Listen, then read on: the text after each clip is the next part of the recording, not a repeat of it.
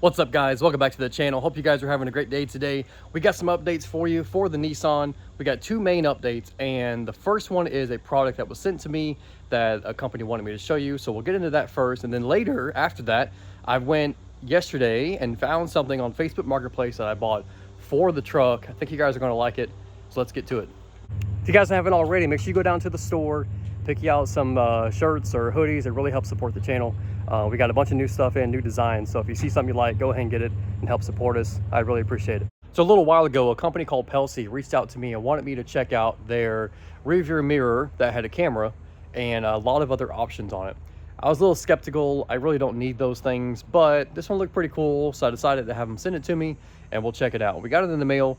I just put it in the truck.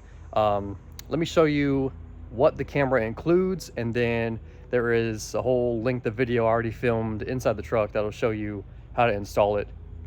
They make it really simple to attach this camera and rearview mirror. All you do is attach these rubber grommets to the hooks they provide, and then once you get that on, you just slide it over the top of your factory rearview mirror and attach the bottom, and you're set. So here's the thing, in the kit, let me show you. You get a camera, right? And this camera, oops, right here. This camera is supposed to be mounted as a rear view camera. So if you wanted to, you'll turn the rear view camera on. It'll come on as a camera on your rear view mirror. I was thinking, what if we mounted that on the grill? And then when we wanted to see it, all we had to do, if we're off road and we can't see in front of us, we could flip that baby on and it would come on the rear view mirror. I'm not sure how practical that would be, having to look at the trail and then up at the camera and then up. I don't know. I mean, either way, I already have a camera for backing up. 9 times out of 10, the 10 is up here in which you can't see anything anyway. I don't want to mount it on the tailgate because it would just get totally destroyed pretty quick. So I think I'm going to try to mount it on the grill and run it into the cab maybe.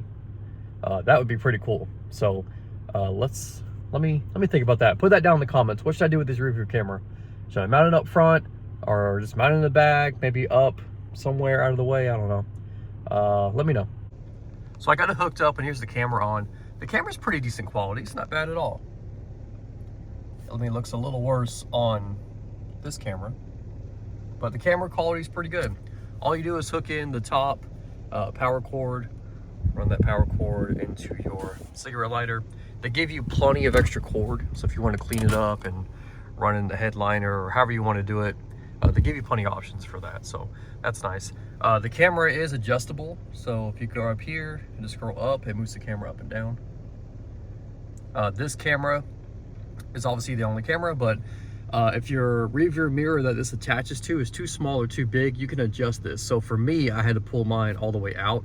For a car, it's probably a lot easier to push it in.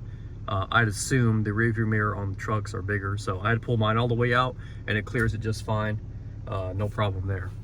And it's got some GPS over there. I don't have the GPS hooked up right now, but the GPS, all you do is take your module. It's got double-sided tape on the back, and then you plug in up top right there. Plug that in. Okay. Oh, plug that in and it's good to go. So I don't really need it because I have GPS on the truck. It also has a few other features. Let me show you that. I mean, honestly, even with it off, it's, you know, I could just look behind me. I don't really need a camera back there. So I don't know. Some of the really cool things it has is pretty much everything I paid extra for on my truck. I could have got this camera and probably saved quite a bit of money. I'm sure it's not exactly the same, but it'd be pretty darn close. So it has this instruction book. Let me show you. Everything you need to know and how to set up everything is very well laid out in this instruction book. But it's got blind spot detection. It's got lane keep assist. Right? So the camera knows when you're about to change lanes or someone's next to you. It's got a lot of good stuff in here, and I really like the instruction book. They did a great job with this. The other thing I want to try out and see if the camera vibrates while driving, because that would be horrendous. So let's check it out.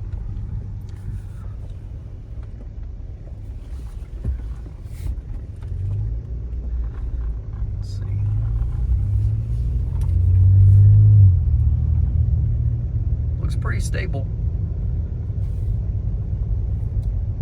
Even for some slightly cupped 35-inch mud tires, it's stable.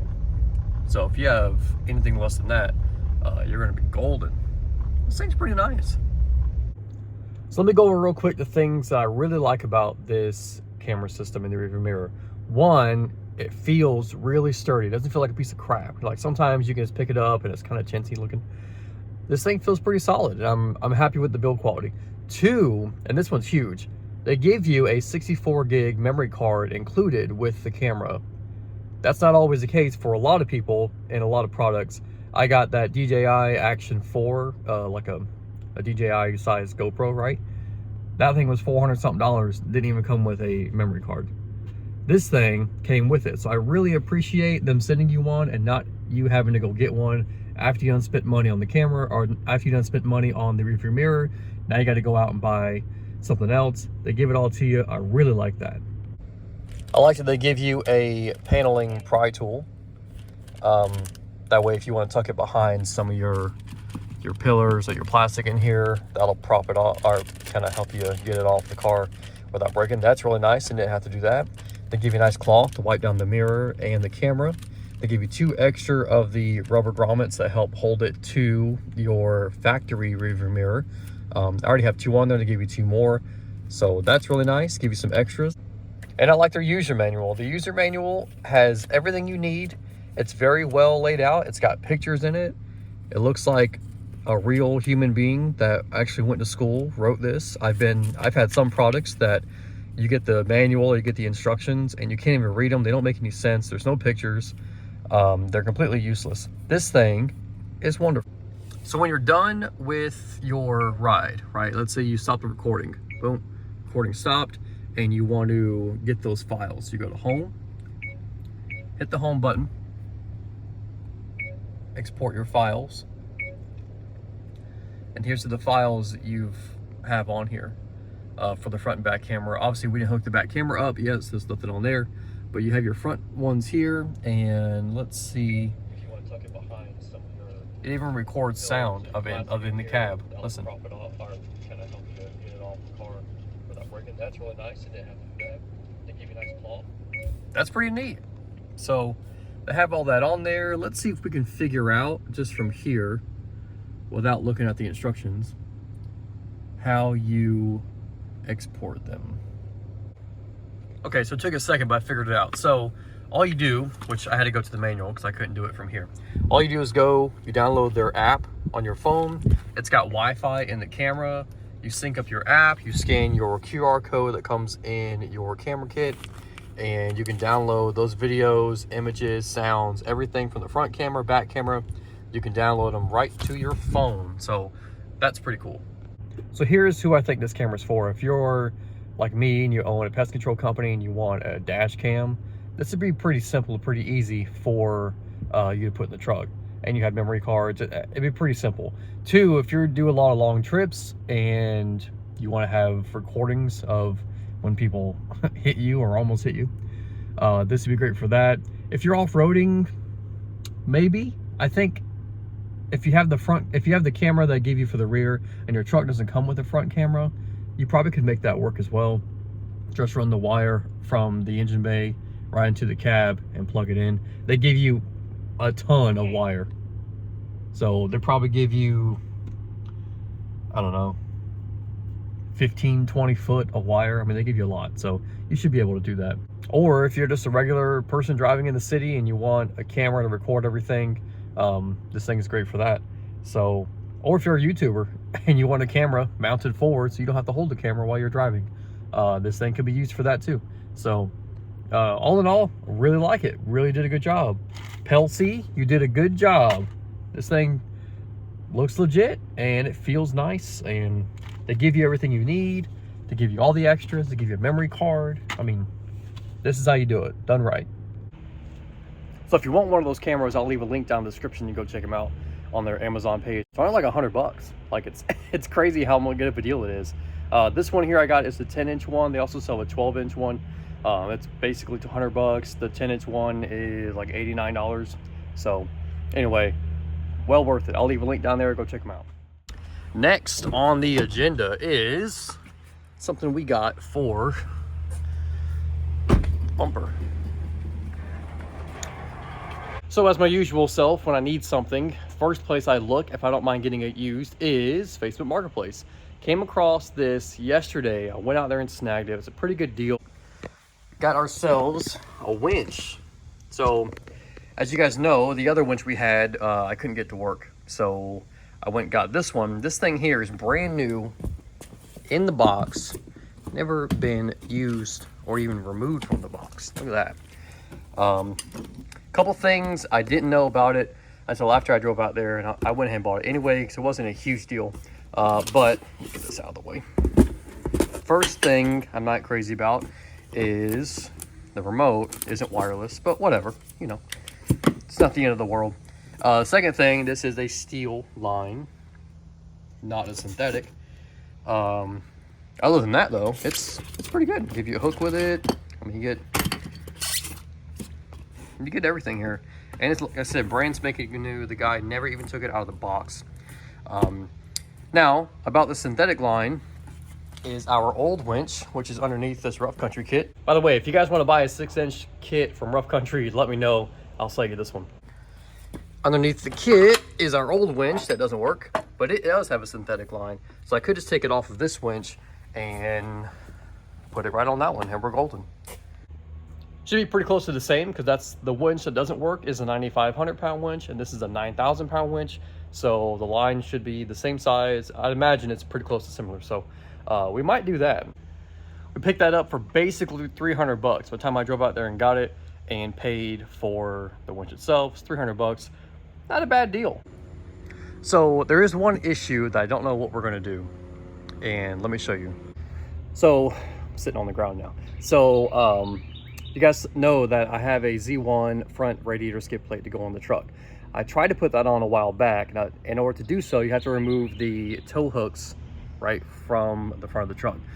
So when I did that, I put it up in there and I was loosening it up. It was a little rough, and then all of a sudden it went real loose, and now it just spins freely. So I'm not sure if there's any way around this. I might just have to cut them off and go get some new ones from Nissan. Let me show you here. So as you can see, the skid plate, or the tow hook, is loose. I loosened this one up, but it just spins no matter what. This one here is also loose. Doesn't spin as much, but this one here is, I don't know. And so I don't know how to get that out because it's up in the frame and it's boxed. So I guess it's down enough to where you probably could cut that out and just let it drop.